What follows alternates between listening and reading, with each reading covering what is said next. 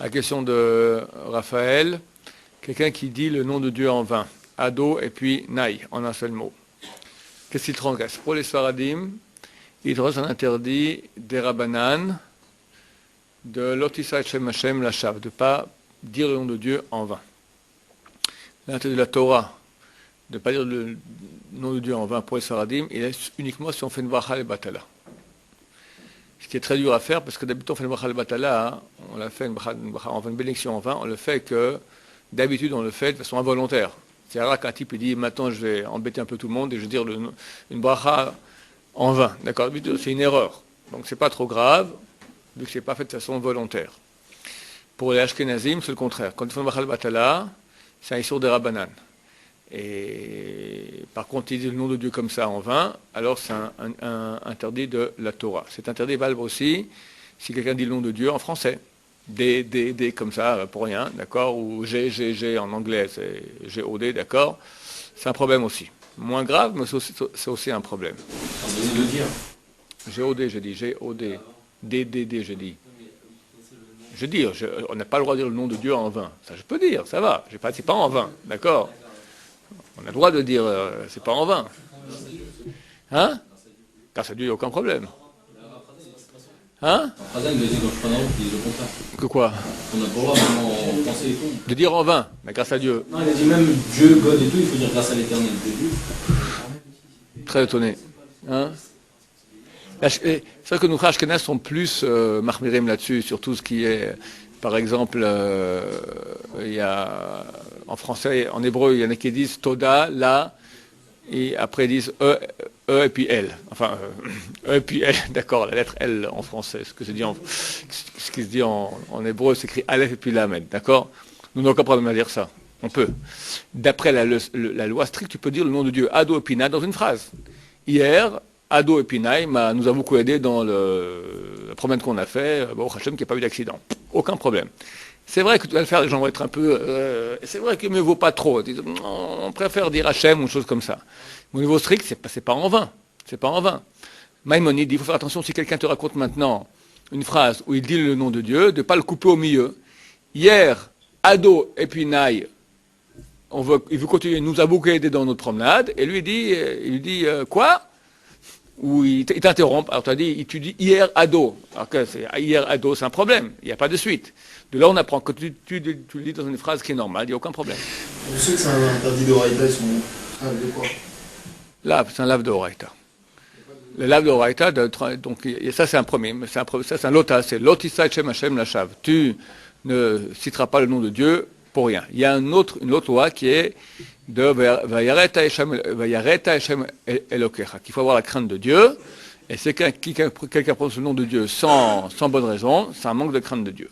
D'accord, tous les noms de Dieu qu'il y a, Yehoyarib, Yehotzadak, Yehoyakim, d'accord, c'est tous des prénoms dans lesquels il y a le nom de Dieu qui est comme Yehudi, d'accord, Yehudi, juif, tu as dedans le mot Yeh, tu as dedans Yud, et puis He, et puis Vav, ce sont des lettres du nom de Dieu. Les surnoms de Dieu sont aussi interdits à dire. Par exemple. On va dire au niveau de la règle, tout ça? Oui, c'est ce que je viens de dire auparavant, que nous, on peut le faire. Les Saradim sont plus mekim là-dessus, les Ashkenazim sont un peu, ils n'aiment pas tellement. C'est permis, c'est permis. Le Ben Israël écrit même que le nom Yud et puis Hey, on peut le dire. Bon, Minhag Haolam, la coutume du monde n'est pas ainsi. Mais ça, on ne peut pas dire Yehou, la suite. Le nom de Dieu, le vrai nom de Dieu, Yud Kevavke, ça c'est marqué, celui qui le dit avec les vraies lettres, il n'a pas part au Olamaba. Ça c'est super dangereux, d'accord? Ça on ne le fait pas. D'où on sait qu'on ne dit pas le nom de Dieu, Yud Kevavke, le vrai nom de Dieu, c'est Yud et puis He, et puis Hey, je dis et puis, d'accord? Qu'on peut lire comme les témoins de la Javanne, d'accord? Ou on peut lire en lettres, c'est-à-dire en lettres ça revient aussi, quand tu dis Yud, et puis, sans le et puis, Hey, et puis Vav, et puis Hey, tu le dis sans les et puis, d'accord, c'est avoir dit le nom de Dieu en vain. Mais ça, c'est le vrai nom de Dieu qu'on n'a pas le droit de dire dans aucun cas. Si ce n'est le Kohen Gadol, à Yom Kippour, à l'époque, le temple existait en super sainteté, d'accord? Il rappelait son nom de Dieu. C'est un des chemins fourrages, le nom ineffable, d'accord, c'est ça. Il y a plusieurs noms ineffables, mais le nom basique du nom ineffable, c'est celui-là. Donc on a pensé, c'est très bien de penser. Il faut le penser jour et nuit. Sans cesse, ça c'est le top de la Kedusha, d'accord? C'est quelqu'un qui fait ça. Yud Kevavke, si possible avec le Nikoud, avec les points, Yir'a. Yir'a, c'est sous le Yud, tu mets un point, ça fait Yi. Après, sous le He, tu mets 2 points, ça fait E, d'accord? Et après, sous le Vav, tu mets un Kama, ça fait A. Comme, voilà, bon. D'accord? Alors, je suis en train d'expliquer ça. Alors, au niveau de la pensée, c'est très bien. Maintenant, au niveau de le dire, c'est interdit. D'où on apprend cela? C'est marqué Ze Shmi Veze Zichri Le'olam. C'est mon nom et c'est mon souvenir Le'olam pour l'éternité. Quand Dieu se dévoile, il dit Yud Ke Vav Ke. Maintenant, Le'olam, le mot Le'olam, il est marqué sans Vav. Olam, c'est écrit en hébreu Ain, Vav, Lamed Mem. Là, il est marqué Ain, Lamed Mem, sans le Vav. On peut lire les Elem. Les Elem signifie pour le cacher. De là, Chazal ont eu une asmarta, un appui pour dire que le nom de Dieu, il faut le cacher. On ne peut pas le dire. Et c'est marqué dans la dernière Mishnah de traité Sanhedrin, la première Mishnah du dernier chapitre de Sanhedrin, tous ceux qu'on parle au Lamaba, parmi eux, celui qui dit le nom de Dieu, le vrai nom. D'accord? Pas en vain. Il dit, Baouchata, il dit Yud Ke Vav Ke. Il y a des gens qui m'écrivent sur Internet, enfin des goïs, machin, pourquoi c'est son vrai nom? Par contre, c'est marqué dans la Torah, Yud Ke Vav Ke, disons-le. C'est marqué à la version hébraïque. C'est que pour les juifs ou aussi pour les juifs? Est-ce que les goïms doivent respecter le nom de Dieu? Ils n'ont pas le droit de blasphémer. C'est une des 7 lois noachides. Donc ils doivent, la loi du blasphème, elle provient en fait d'une mitzvah d'honorer le nom de Dieu. Donc il est vrai, j'imagine, j'aurais vérifié, mais j'imagine qu'un goy aussi n'a pas le droit de prononcer le nom de Dieu en vain. Il y a 7 noms de Dieu qui sont les noms saints, qu'on n'a pas le droit d'effacer, qui sont Rambam, Ahava. Quelqu'un peut me sortir un Rambam? Mada. Alors, le Rambam écrit dans son livre Mada, la connaissance, le premier livre dans Mada, c'est Soda Torah. Pardon? De quoi je parlais? Ah oui, donc un non-juif qui respecte les lois noachides, dans l'optique qu'elles ont été données par le Dieu d'Israël, par le cadre de la Torah, par Moshe Rabbeinu au Mont Sinaï, a droit au monde futur. Le goy a l'avantage qu'il peut, s'il veut, se convertir et devenir juif. Donc lui a le choix. Nous, on n'a pas le choix. On a 613, pas un de moins, d'accord? Pas un de plus non plus. Mais le goy, s'il veut maintenant rester à 7 et le faire dans le cadre du judaïsme, d'accord, la Torah, elle n'est pas que pour le peuple juif, elle est pour l'humanité entière. Donc un goy maintenant qui veut faire les 7 lois noachides, pas qu'il veut, il doit. Et s'il les fait, il a droit au lamaba. Tof. Alors les noms, je vous chercherai quand même les noms. On va revenir à nos moutons. Les 7 noms qu'on ne peut pas effacer. Yud Ke Vav Ke, qui est le Shem Amfourash, comme ça écrit le Rambam. Donc le nom ineffable. Après le nom Ado et puis Naï. Après le nom E et puis L. D'accord? Après le nom Eloka, mais à la place de dire K, vous dites Ha. D'accord? Eloka. Elokim, idem, le K, vous remplacez par un Hey. Eloké, à la place du K, vous remplacez par un Hey. Shakai, à la place du K, vous remplacez par un D. Shad, et puis Aïe, d'accord? Et Tzvakot, à la place du K, vous mettez un O. Tzvakot. Yud Ke Vav Ke. Oui, parce qu'il dit que Yud Ke Vav Ke et Adnout, considère que c'est le même, parce que un c'est la façon de l'écrire, l'autre c'est la façon de le prononcer. Ok, néanmoins, c'est vrai que Eloké c'est la même chose. Hein. Bête. Il dit que Eloké c'est une partie du nom, alors que Eloké Chem par exemple, le Chem c'est déjà un suffixe, c'est une chose que tu rajoutes. Eloké c'est une partie intégrante. Mainaf Kamina. Que moi, s'il ne m'aurait pas dit Eloké, j'aurais cru que, par exemple, j'écris maintenant, quelqu'un écrit un Sefer Torah, d'accord? Et il écrit Eloké, puis il a fait une erreur. Maintenant, pour ça, il veut maintenant effacer le Yud. Il peut pas. C'est une partie intégrante du nom. Si il avait mis que Elokim ou que Eloka, tu aurais dit, oui, mais le Yud, c'est pas une partie. C'est Eloké, c'est un génitif, c'est le Dieu de. Le de, je peux enlever le de. Non, le Dieu de Eloké, c'est un seul mot. Par exemple, Abaye, après on dit Hava Mesader, d'accord? On peut dire comme ça.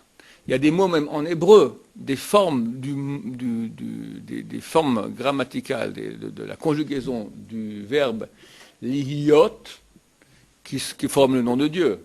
Hadavar ze Yé, ha, après on dit, voilà, ve, baya. Cette chose-là peut faire des problèmes. En le lit sans aucun problème. C'est complètement permis. Parce que tu n'as pas mis le nom de Dieu. Tu n'as pas l'intention de dire le nom de Dieu.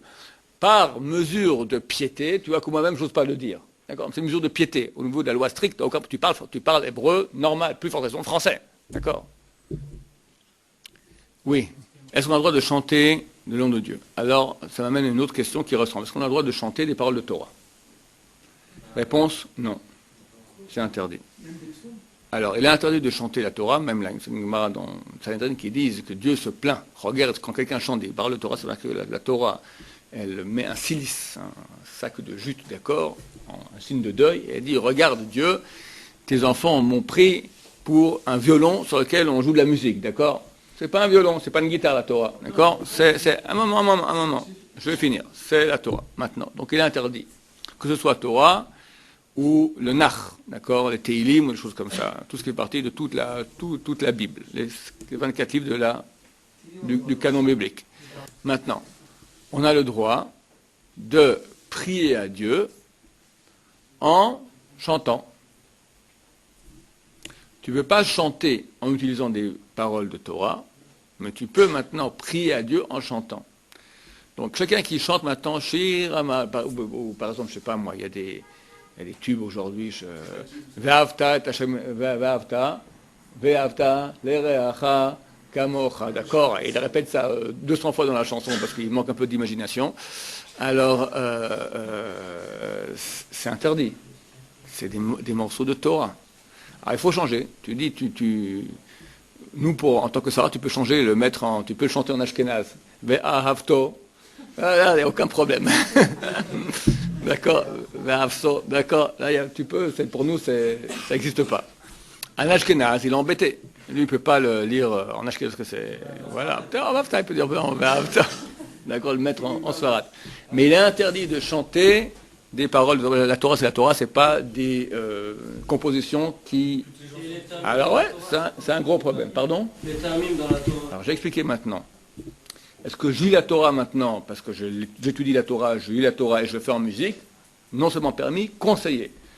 Mais maintenant, chanter et habiller ma musique avec des paroles de Torah, comme le truc de trans là de l'autre jour de ce jeune homme, d'accord, alors on entend la musique trans avec des paroles de Torah, d'accord, c'est tordu.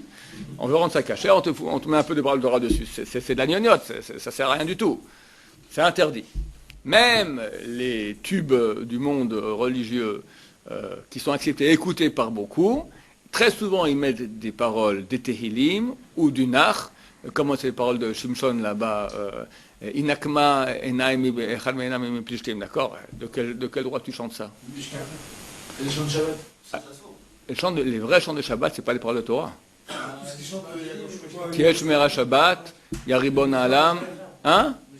Qu'est-ce que c'est? Alors, si maintenant tu te plains, tu lis les Tehillim 137 du roi David, qui se lamente sur la destruction de Jérusalem, et tu le fais en chanson, aucun problème. Mais si tu chantes, il y a une nuance, tu comprends la différence? Attends, je te dis la Torah. Attends, ce que font les gens. Moi, je me souviens que j'étais parti à Gush Katif avec ma famille à l'époque en vacances, on partait là-bas en vacances, très sympa. Et Mordechai Ben David est venu faire un concert. D'accord? Les gens du monde. Des milliers de gens qui allaient, venaient en hélicoptère, tout ça, les gens allaient. Et à pied à la tu n'as pas le droit. On n'a pas le droit d'écouter de la musique depuis que le temple est détruit, si c'est dans une simcha. Tu as un mariage, tu as une bar mitzvah, ok, très bien, mais comme ça, écoute de la musique, non, c'est interdit. Bon, alors, je dis non, terminé. La famille. Nous, on est allé, il y avait un hôtel là-bas, on allait boire un pot, on va sur la route, et les gens vont dans la direction contraire. Mais tu vois des milliers de gens qui vont, puis on est les seuls, la famille Chaya, comme ça, va dans l'autre sens. Mais tu comprends que ma femme et mes enfants faisaient une tête d'enterrement. Je veux dire, c'est un concert gratuit, on est sur place, Mordechai Ben David, ou que c'était l'autre, je ne sais plus comment c'était, un autre chanteur, d'accord, très connu. Et nous, on va, bon, on se retrouve tout seul à l'hôtel, personne, d'accord. Je vois deux personnes qui jouent sur le balcon face à la mer, Rav Shmuel Auerbach. Rav Shmuel Auerbach, un des grands de la Torah, voilà, avec son shamash qui est là. Ah, très bien. On va porter la question au Rav Shmuel. Ouais, un concert, tout le monde y va, tout ça. Bon, il ne voulait pas faire trop un quitrouk, tout, les défoncer. Mais effectivement, c'est comme ça. On n'a pas le droit. Okay. On n'a pas le droit d'aller à un concert comme ça pour rien. C'est ton mariage, vas-y. C'est pas ton mariage, vas-y pas. Hein? L'Akbar Mer Mitzvah, c'est une trace hein? Alors tout ce qui chante Shoueki, lorsque lui, s'il chante, et j'imagine que lui, quand il chante, il est pour avoir la toute Kavana, il fait un chant à Dieu. Il chante à Dieu, il loue Dieu, et il met des paroles de Torah, pas de problème. Quand il fait la... Hein? Et en plus, il a Sarah, donc il chante en Ashkenaz, ça peut aller. Mais les gens qu'il a dans le couloir de l'Eshiva, ils chantent Yimeshkach Yerushalayim, talala, talala, d'accord, quoi? Yimeshkach Yerushalayim, petite bague, que ma langue se colle à mon palais, que j'oublie ma droite si je t'oublie. Et ils chantent, t'as pas une clope, Yimeshkach Yerushalayim. Non, je comprends, ce sont des écrits saints, c'est des écrits saints. Pas comme ça à jouer avec. Alors c'est vrai que ce que je dis, c'est très dur. Alors ce que je vous conseille, ce qu'il faut, tu changes une lettre du verset. Tu changes une lettre du verset, ça va. Les gens israéliens, ils parlent à Dieu, mais ils disent... Tant que c'est pas des paroles de Torah. Non, je parle le nom de Dieu. Ah oui, le nom de Dieu, ils disent. S'ils chantent, s'ils louent Dieu, ça va. S'ils louent pas Dieu, en aucun cas. Déjà comme ça, c'est délicat. Je te dis que tu as le droit, d'après le Rambam, tu as le droit de dire dans une phrase, Dieu hier nous a beaucoup aidé dans la promenade. Ok, très bien. Alors si tu loues Dieu, tu peux. Mais quand tu chantes maintenant et tu répètes le nom de Dieu comme ça, et puis tu es là, tu parles de politique au milieu, c'est une chanson. Chanson, non, tu rappelles le nom de Dieu, le nom ineffable, le nom terrible de Dieu, qu'est-ce que ça veut dire? La Gemara, elle dit que celui dans la Hamida, il dit, elle pose, qu'est-ce qui se passe maintenant de quelqu'un à l'Amida? Il dit des passages de l'Amida, il n'a pas de Kavana. Il dit, bon, ça, si tu n'as pas la Kavana dans tous les brachot, tant que tu as la Kavana, la première bracha, Magan Abraham, tu es rendu quitte. Alors, pose la question après, si quelqu'un maintenant, il dit le nom de Dieu sans Kavana, qu'est-ce qui se passe? La Gemara, elle dit, quoi? Il mérite qu'on lui éclate la tête avec une hache. Tu comprends? C'est ni ton niveau, ni mon niveau. Mais tu exprimes le nom de Dieu. C'est pas de la rigolade. Dieu, infini, grand, énorme. Comme ça, c'est un copain, quoi. Alors, nous, on fait d'autres plus en Amida. On doit faire l'Amida. On fait l'Amida. Il y a une loi qui dit que si tu n'as pas eu la Kavana, tu n'as pas pensé, tu peux refaire une Amida d'offrande. Les postes qui me disent, non, tu ne la fais pas. Parce qu'on sait très bien que ton niveau, nous, notre concentration aujourd'hui, tu n'as pas fait la première fois, la deuxième fois, non, ça ne sera pas mieux. Des fois, des gens, ils oublient aller Veyavo, ils doivent refaire, d'accord? Deuxième fois, ils oublient aussi. Très souvent. Alors, tu vois que tu n'es pas mieux. Qui t'a demandé maintenant d'aller Raymond Chasseraï, d'aller piétiner mes plates-bandes? Dieu dit, tu rappelles mon nom, rien. Ce qu'on a obligé maintenant à faire la prière, ok, obligé. Refaire maintenant une prière d'offrande, à moins que tu sois convaincu que tu sais que tu peux faire vraiment avec Kavana comme il faut, ok. Mais comme ça, on déconseille. Alors, ce qu'on doit faire, on doit faire. Maintenant, tu veux chanter le nom de Dieu? Si tu chantes à Dieu, c'est une louange à Dieu, vas-y, en tremblant. J'avais un monsieur que je connaissais, c'était mon Chavouda pendant un vrai tzaddik. Il a pris la sofroute à écrire Stam. Mais la première fois qu'il a écrit le nom de Dieu, je crois qu'il a perdu 2 litres de transpiration. Écrire le nom de Dieu. C'est comme ça. C'est le nom ineffable. Et t'amènes Kudusha, un Sefer Torah. Hein? Après, on s'habitue, hélas. Le Rav Chatzkel Levinstein, c'est le Mashgiach de Mir. Il raconte que quand ils sont venus en terre d'Israël, ils n'osaient pas cracher par terre. La terre sainte. On peut cracher par terre. Puis au bout d'un moment, voilà, tu es dans les champs, tout ça, tu dois aller aux toilettes, tu vas faire où? Tu vas aller en Égypte? Non, tu urines ici, d'accord? Et voilà. Par contre, quand le nom il est dit pour rien, par exemple sur les dollars, d'accord? Est-ce qu'on peut mettre un dollar dans les toilettes? Oui. Un dollar, in God we trust, c'est marqué sur les dollars, n'est-ce pas? Comment tu mets un dollar avec le nom de Dieu en langue étrangère dans les toilettes? On peut. Pourquoi? Parce que c'est pas fait dans une intention de sainteté, c'est imprimé. Les gens, d'ailleurs, les dollars, ils font pas, c'est pas un truc qu'ils les respectent, c'est un truc qui, donc il n'y a pas de problème. Je vois comme ça de déchirer un dollar. Le nom de Dieu dessus, je pense pas, je ne sais pas, j'ignore. Ok, messieurs, c'est bon. Que Dieu nous aide à respecter son nom, le respecter lui aussi, Et l'image de Dieu, j'ai pas fini, l'image de Dieu sur terre, c'est notre prochain, d'accord? Tselem Elohim, à l'image de Dieu. Donc le meilleur moyen d'apprendre à respecter Dieu, c'est respecter son prochain. Et là, il y a beaucoup de travail. Pas insulter, être sympathique avec lui, sourire, lui montrer ses dents, d'accord? C'est marqué celui qui montre ses dents à son prochain, c'est comme s'il lui donne un verre de lait, d'accord? C'est très très grand. Et comme ça, quand on commence à respecter son prochain, on peut commencer aussi à atteindre la divinité. Baruch Adonai,